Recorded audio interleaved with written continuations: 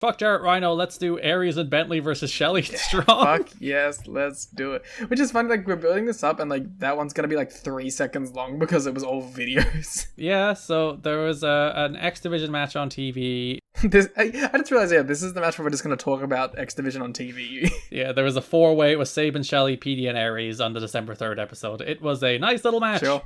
The most notable thing about the Shelley matches this month is, of course, we mentioned it earlier, Shelley has the Shelley cam now, so he's coming out with a tripod-mounted camera that he sets up at ringside to film the matches, which I kind of love to know, but did that tape ever exist anywhere? Ooh, do you think they sprung to actually film it?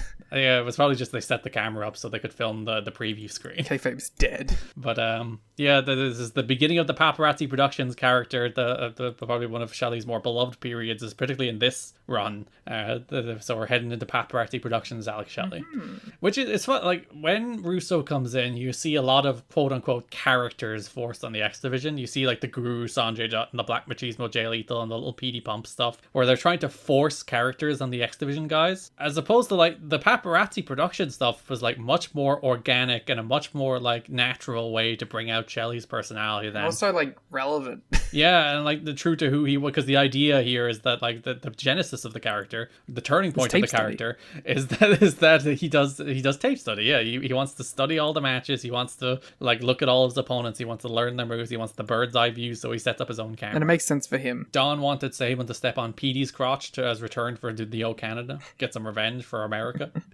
Shelley did the scissor stomp, which did prompt a "that was gay" chant. So a lot of homophobia in the Impact Zone this month. I'm not. Yeah.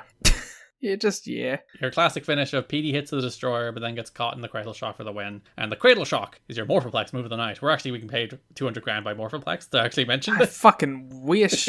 We've mentioned Morphoplex enough that they should be giving us money. Let's contact them. So that's kind of Saban getting his win back after he lost to AJ the week before. Which does bring us to the pay-per-view, in which there is just a pretty throwaway tag. It's Aries and Bentley against Shelley and Strong. It's a match that exists. It's fun. My favorite part of it is that Strong at one stage takes a bump to the floor and nearly hits the camera. Shelley sets up and he's like, whoa. Today mentions, I'm not sure if you heard this, that Matt Bentley is Shawn Michaels' cousin. Since when? Well, I knew Michael Shane was Shawn Michaels' cousin. Yeah, exactly right. Because that makes sense, because it's his name backwards. That's how cousins work. But now I've been told that Matt Bentley is too. So that's an interesting piece. How many cousins does this guy have? They're all wrestlers. Matt Bentley and Michael Shane cousins?